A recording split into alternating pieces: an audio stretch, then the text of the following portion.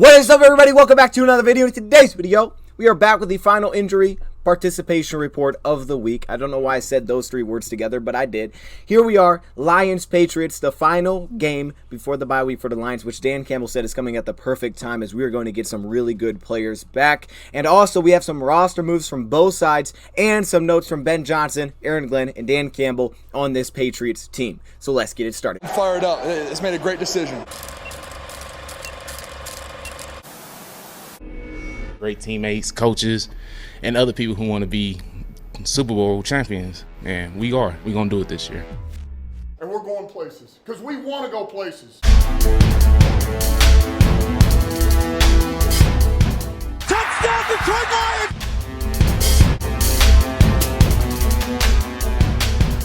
Before long, we're going to be the last one standing. And welcome everybody to a video. Glad you guys are here.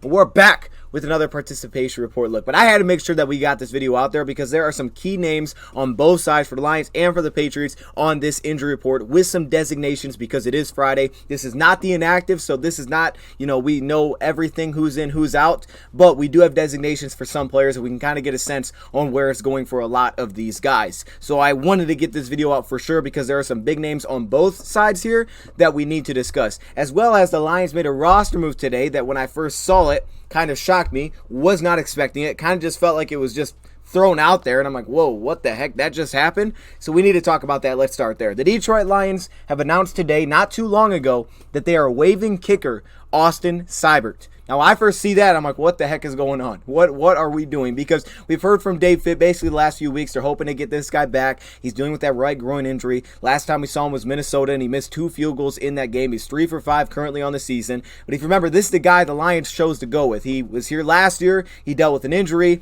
Last season for us, he was 10 for 12, which, that's not bad, but it's not a huge sample size. But he was 10 for 12 for us. I believe he made all of his extra points, and then he gets injured. So we're kind of shuffling around. We end up with Riley Patterson. He only misses 1 kick, so it's kind of that battle going into training camp. And honestly, based on what I saw at training camp, being there for, I think every day I was there, being there, I thought that, yeah, Seibert probably has the leg up. Get it? No? Okay, sorry. Okay.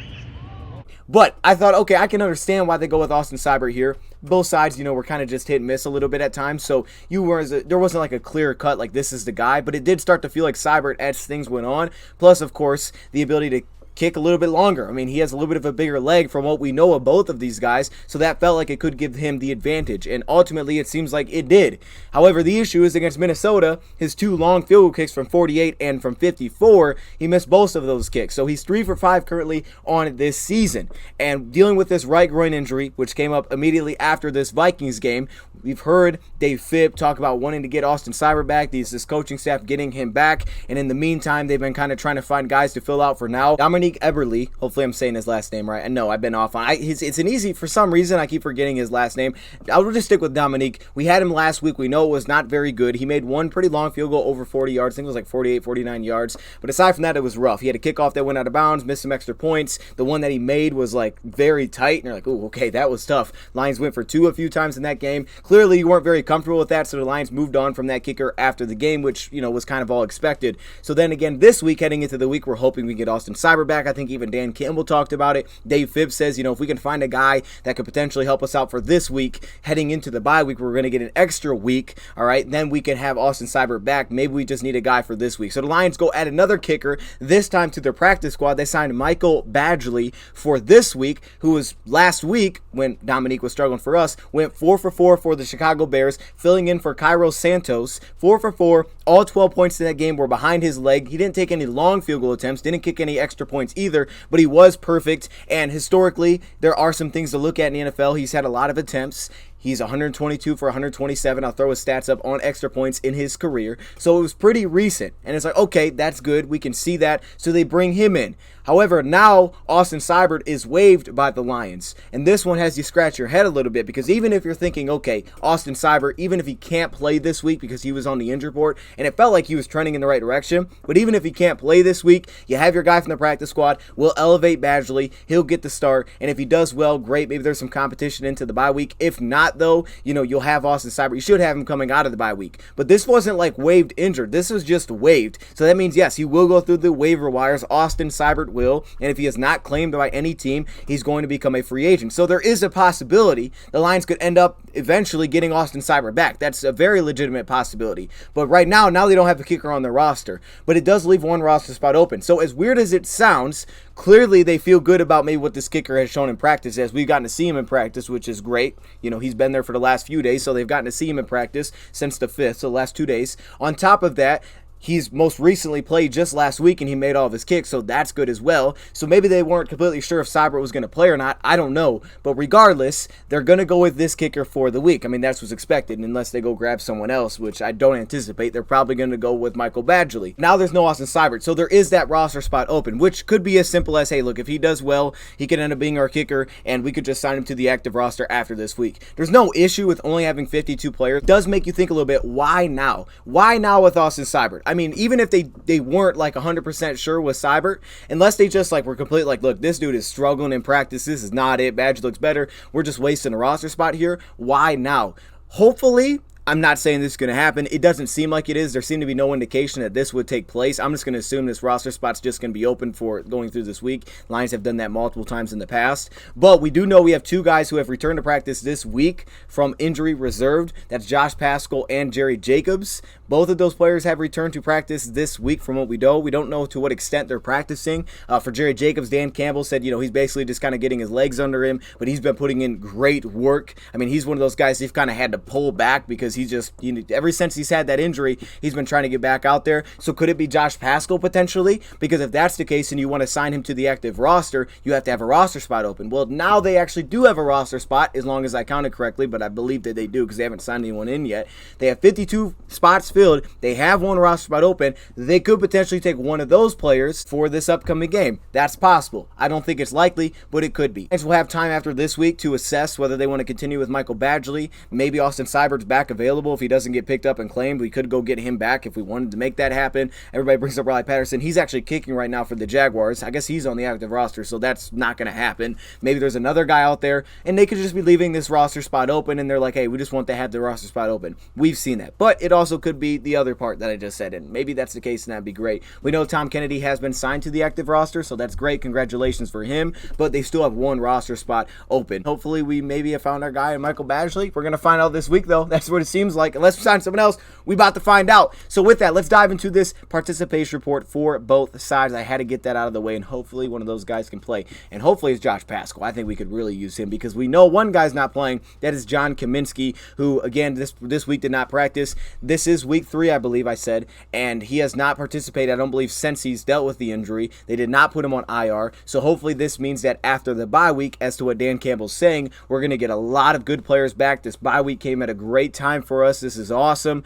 That's kind of what he was saying. Maybe he's one of those guys on the list to potentially come back, and that would make sense timeline-wise that he could get back if the Lions never put him on IR. At the same time, we just hit on Josh Paschal. Seems like he could easily be in that lane. Jerry Jacobs seems like he could easily be in that lane. Then there's other ones like Big V, which doesn't seem that close. Jameson, by the way, he talked about it, seems a little bit more down the road. Also, Demetrius Taylor, for anybody that's wondering, Taylor is not on the practice squad, so he wouldn't have to fill that roster spot. He made the 53-man cut. He's already here, so he does not one of the guys that we need to open up a spot for. Also, of course, as we know, if you sign a guy to the active roster, you don't have to elevate them. You can only elevate 2 players from the practice squad, so we already know one's going to get elevated. Most likely, that's the kicker, and then you could look at potentially guys like Maurice Alexander maybe at receiver, because one of the receivers are going to be out. That's DJ Chark again. It could be potentially James Houston, because unfortunately on the bottom, Charles Harris is out this game. That stinks. Could it be a Jared Davis or something like that if they don't have a Chris Board? Maybe. So Chris Board limited, questionable today. We'll see. He has not practiced on Wednesday or Thursday, but he's back to practice today. Lions have started to utilize him. Derek Barnes is starting to get mixed in, so we'll see where he's at. Evan Brown, Dan Campbell said it. Yeah, this was a guy that was going to give it a go, but he also practiced yesterday. Evan Brown, I think it would be huge to have him. I talked about how the Patriots give you a lot of tough looks up front. Whether that's blitzing, stunts, twist, whatever they're doing up front. They do a lot of things like that to throw you off, and they like to attack your weak link. And I think having Evan Brown would be huge in this game over KO'd, who was also listed on here for being questionable for this game with limited participation. But I think having Evan Brown be great, and it sounds optimistic that he will play. Quintez Cephas is out this game. He went down about halfway halfway through. He's out with a foot injury for this game, as well as DJ Chark, who is actually downgraded. That's unfortunate. Yesterday he practiced in limited fashion from what we know, but today he was downgraded to out. So there will be no DJ Chark for the second straight week. Absolutely stinks. That guy is threatening, man. He could just change defenses when he's on the field. Hopefully he's another guy that after this bye week he'll be back. Kaminsky, we just talked about him. TJ Hawkinson has improved again to full participation. He is now in for this game, as well as Frank Ragnow. That's awesome. That's an awesome kind of like quick turn of events, having Frank Ragnow. Really, Frank, I think, has been coming back around to what we expect of Frank Ragnow. We know he is. And as Dan Campbell put it, Penei Sewell's been playing great and improving big time. He's been awesome this year. And Taylor Decker's been awesome, really, on the opposite side. Okay? They've been great. And you see all these other teams, like, I mean, I can't be alone on this. You're watching like this Broncos-Colts game or you know, whatever game it is around the league, and it's like, dang, I am glad we have two stud tackles like we do in that center and Frank Ragnow, because this is rough. And we've been there. We have been there before. So it's nice to have these guys. I'm glad that Taylor Decker, as you can see, has also improved to full participation, that he is a lot to go in this game. That is great news. Sticking on the offensive line front, there will be no Matt Nelson with a calf injury. We used him last week. We've been using him a little bit as that sixth offensive lineman. So the Lions look for a guy that could potentially do that for them. I don't know who that would be necessarily. Bina Eze's on the practice squad. You also have Darren Paulo, who is on the practice squad currently for the Lions. But I think the most sensible player that could be your sixth offensive lineman this week is potentially Skipper. If Jonah can play and you can push Skipper basically out of the starting lineup, he could be offensive line 6, as he has been a tackle in the past, and now he's playing different positions, pulling a lot. It could make sense that you could utilize him like that. Another guy I should bring up is Jason Kabinda. Dan Campbell did say that he's kind of close. He's kind of close, so that could be a guy. Just thought I would throw it out there. But let's continue. Josh Reynolds limited. He is listed with questionable for this game. Yesterday was his first day back to practice. Again, the first day was kind of a rest day on Wednesday, so he's listed to be questionable for this game. I think we need Josh. I really do. Without Chark and Cephas, got to have some guys that can win on the outside, and Josh is Goff's guy. He is that guy. He's been big time. Last week, he was a stud for us, getting open one-on-one, making contested grabs, doing things after the catch. I mean, and sometimes they would even bracket him because, you know, you don't have Chark. It was like, well, who do we try to take away? Well, let's try to take away their best guy, Josh Reynolds, and that opens other guys up. When you have to adjust your zone coverage to try to bracket a guy like Josh Reynolds, that opens everybody. So I think it's going to be very big time to potentially have Josh Reynolds this week once again. St. Brown, he is limited, but that is an improvement. Dan Campbell said yes, he would give it a go today, and he said if we can have him really in any fashion this week, it would be beneficial for us. And I think Campbell understands, hey, if this guy could play this week, his ability to get separation, but also just take attention of the defense, where if you're the Patriots and you're trying to take something away, when you have St. Brown, that becomes a little bit of an emphasis. We know Hawk's playing. If Josh can play, that's big, and St. Brown, now it's a little bit more difficult to take certain things away the more of these guys that can play. On top of that, St. Brown, if he's healthy, I think he gets better separation than maybe Tom Kennedy did last week more consistently. So when they put man coverage on him, hopefully he should win more of those one-on-ones. Swift is out for this game. That was announced even before they put out their injury report that he's out. We kind of all anticipated. KO'd, as we said, he's questionable. He's our backup right guard or backup guard. Taylor Decker, he is in for this game. We hit on that. Jonah has improved to full participation. Now he's listed with questionable. The last 2 days he went from limited to full. I think Jonah might be playing this week. He's practiced all week. I think he might be playing, and I think this may be the biggest get back of the week potentially is Jonah Jackson. If he can play, I don't want this to go under the radar. Skipper struggled last week, and having Jonah Jackson plug back in against this defensive front could be game-changing for the Lions. Truly, I think this could be huge, means so much for the pass game, and it's a finger injury, so he should still be able to move fine. This would be gigantic for the Lions to get Jonah, but it's still listed as questionable, but I'm hoping that is the case. We talked about Seibert. He has been waived. Nelson out. And Charles Harris. That was kind of one that just popped up yesterday with a groin. They said late in practice it happened, and now he's out for this game. That is a tough loss. That is a very tough loss, right? We're talking about this pass rush. That's tough. Austin Bryant could actually play on a strong side of a defensive line, so having him may actually still allow you to move around Hutchinson. But that's the Lions side. Patriots side, a lot of things have pretty much stayed the same. Lawrence Guy is out for this game. He did not practice all week. Brian Hoyer, I believe he was placed on IR. I could be wrong on that. I know they put unspecified. I think he was actually placed on IR. Regardless, he's out for this game. DeMarcus Mitchell, so now it comes down to Mac Jones or Bailey Zappi. And as you can see, Mac Jones limited, listed as doubtful. It was already sort of reported, and you can't even trust some sources. You don't even know. But I believe that it's pretty much confirmed that he's not playing in this game, and Bailey Zappi is going to make his first career NFL start. And in the words of Campbell, he said, it's very similar, and they're very quarterback friendly offense, but maybe it's a little bit cleaner. And I think he just means it could be a little bit more compact in terms of the play calls that they put out there, just because it's his first time starting and he was their third string quarterback. So that probably will be the case, and it's likely that we're playing Bailey Zappi this week. So we should be able to potentially get after him a little bit. I mean, that's the hope. Even though I do respect Bailey Zappi, man. He can play. Hopefully we can get after him a little bit, but it doesn't look like Mac Jones is actually going to give it a go. Kyle Duggar, questionable. He's practiced all week, though, in limited fashion, so he may be able to play. Raekwon McMillian, you see him on there with the thumb, questionable. Jacoby Myers is a player that I don't think they had last week. I'm trying to go off remembering. I don't think they had him last week against Green Bay. That could be another one of those receivers to go along with the Kendrick Bournes, the Nelson Aguilars, and the Devontae Parkers. Jalen Mills did not participate. He actually downgraded. Probably wasn't the best decision on my part to put their background in red and then at the same time have the downgrades be in red, because now I can't put it in red or you can't see it. So I put it like in pink. It's hard to see, but he didn't practice today, so I would doubt that he plays. Last week he did not play either. Adrian Phillips, we talked about him, limited participation, he's questionable. Same thing with Isaiah Wynn, that hasn't changed. He's had the same practice status the entire week. They're starting right tackle. So that is the injury report for the Patriots. Very similar to what it's been. Not a lot of changes there, but the big one is the quarterback position and the fact that Bailey Zappi is in line to make his first start this week. And I think the Lions hit on it perfectly, that the Patriots are a team, especially when Zappi came in. Like I said, they didn't do a lot where it was like, hey, Zappi, drop back. They didn't put a lot in his shoulders. And he did do that. And again, he can do that. We saw back in college, right? He can run an offense, and once he's comfortable in an offense, he can light you up. And he's a very smart player, so it sounds like he's picked it up pretty fast, which is great. And you saw that against the Packers. He looked pretty comfortable. He looked very comfortable, actually. Did not look to panic at all. But with that being said, Bailey Zappi, they're going to be a quarterback-friendly offense. So with that, the run game. And we always talk about the run game. It just sounds like we're saying it at some point, but literally the run game is going to be key. And I think Dan gave us a great point here. It's a team that does all of this power scheme, pulling offensive linemen. They love to pull Cole Strange, it looks like. Their left guard. At right guard, they got Onwenu, who is he looks like a giant on film, seriously.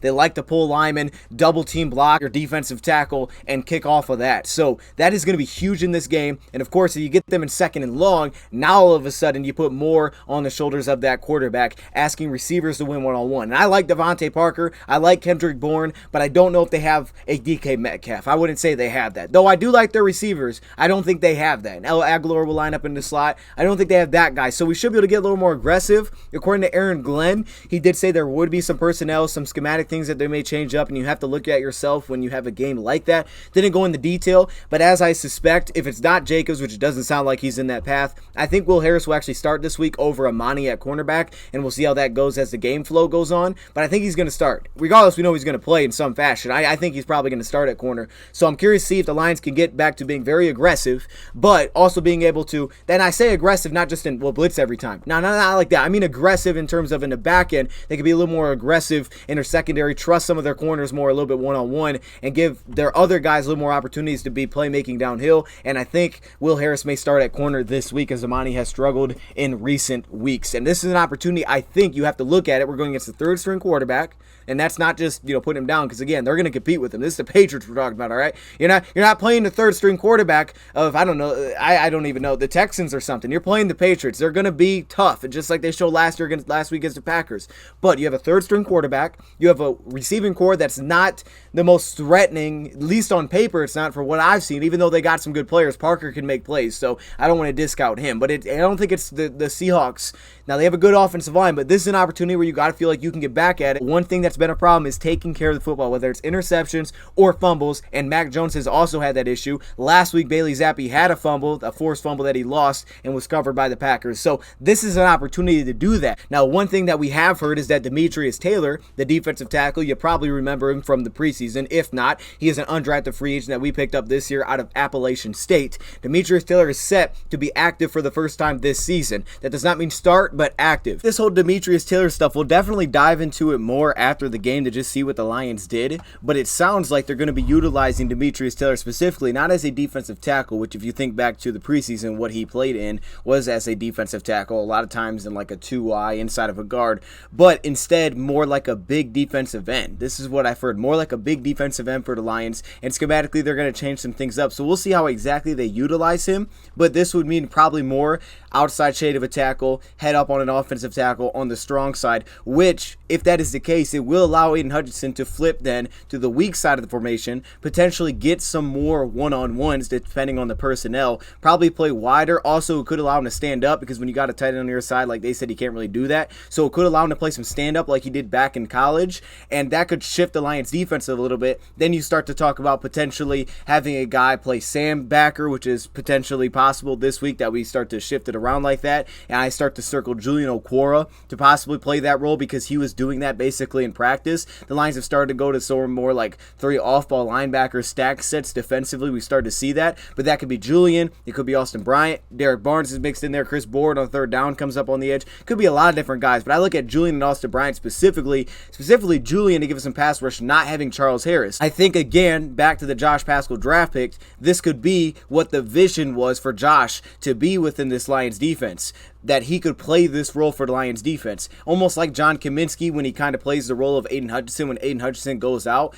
This could have been the long-term role, is that, hey, Paschal can do this. That can free up Hutchinson, because it's all about flexibility, to possibly play on the opposite side of the line of scrimmage instead of constantly having him across from a tight end and being on a strong side of a formation. Now, he would probably play on that side of the formation when Romeo's healthy, because Romeo is not the guy that's really built like that for the run. So just based on how they are built as a player, it makes more sense that it would look like what it does now. But because there is no Charles Harris, having a bigger defensive end play that role, Demetrius Taylor potentially getting some reps. Of course, if Paschal could have played it, probably would be him, but I don't think he's going to play this weekend. But he sounds like he's going to play that role. Now, this isn't actually completely like foreign to Demetrius Taylor. I have to refresh myself from some of his college film, but I know that he played defensive end back in college. Yes, guy that's 6'1", 290, played defensive end in college. He really played everywhere across the defensive line. I don't look at him as a player that the Lions are saying, let's give a role to because we need interior pass rush. I mean, it wouldn't hurt to try. It wouldn't hurt, but he really didn't get much pass rush in the preseason when he was on the inside, so I don't think that's the move, but I do think it is for run defensively. The Lions may be looking for that, because then you could potentially open up some more one-on-one opportunities with Aiden Hutchinson against an offensive tackle. Now, you'll probably see him against Trent Brown a lot more in this game, their left tackle, but I think he's beatable. He's a really good left tackle, but I think he's beatable, specifically with some of the hand usage where Aiden Hutchinson is pretty much a technician with his hands. So I think he's just looking to potentially get more opportunities to try to get more production on early downs. And we know, again, this is a team that likes to do all that play action. If you can get one-on-ones, you're hoping that a couple times he can blow it up, make a play, and then, maybe get him behind the chains. That's got to be the hope.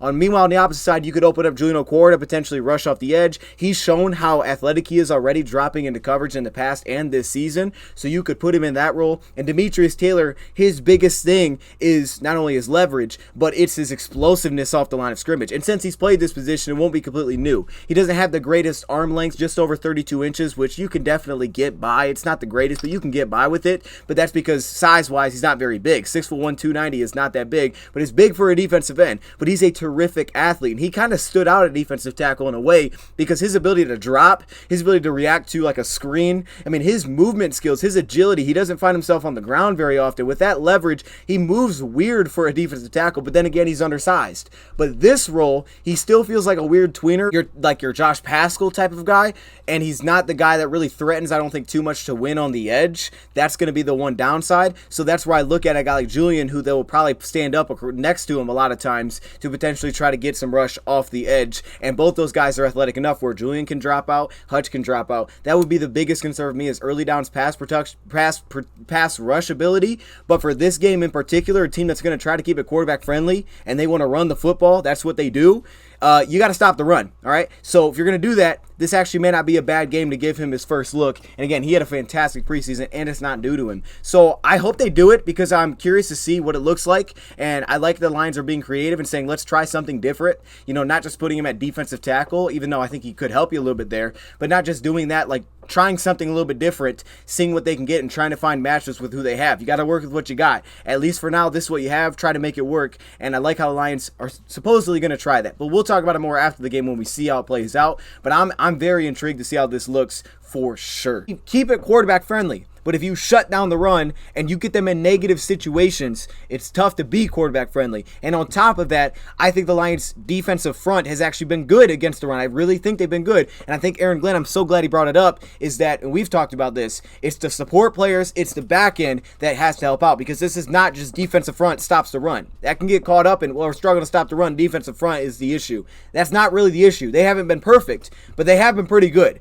The issue has been contained most of the time, and last week schematically we got burnt twice, not by the defensive lineman's fault, but because of the position you had the players in. Right? So the defensive front's been good, but Demetrius, I think they're hoping with all the pulling offensive linemen, all the running they do out of shotgun, 11 personnel, that they're hoping he can get some of those negative plays, or at least force some cutbacks. Possibly they want to be more aggressive, I think, get to the identity, play fast. So maybe his penetration are looking for to get some of those, have guys get going early, play fast, get them behind the chains, and now you can try to get this quarterback uncomfortable, the third string quarterback in Bailey Zappi out of Western Kentucky. Johnson, don't really have a lot of notes. Ben Johnson is clearly going to become a head coach candidate very fast, because not only, has he done, Steve would say like more with less or whatever, because we missed some pieces, but he's not even just doing more with less. He's doing incredible, and obviously the Lions have the top scoring offensive football. He's gonna be that, and I just like him, man. He doesn't play around, man. He's like, yeah, we got to get better. Like he's not satisfied, as he shouldn't be. And you could even see in that clip that the Lions put out there, which I thought was cool, the sights and sounds, or I don't know what it was. Goff was mic'd up, and Goff was like, man, we just keep fighting. He's like, yeah, but that's basically, he's like, that's not good enough. I don't remember his exact quote, but yeah, that's just, fighting is not good enough. And I love it. He doesn't play around. He's like, look, every play on this roster can get better. All right, we got many ways that we need to improve, from Goff to everybody else on this offense, which he's not wrong about. They asked him about the interceptions, and he was like, we could just run the ball every play, but we have trust in him, and that's football, man. You throw picks, but regardless, he's right. There's a lot of things that these guys get better at, but he is locked in, man. One final note, Dan Campbell says they were preparing for Mac Jones, and he's not playing, and I think that's part of the reason maybe that you keep putting him on the participation report, is that now we know he's not playing, and they even definitely listed him as out officially on their website. We know that he's out, but then it's more like, okay, wait, hold up, is he playing?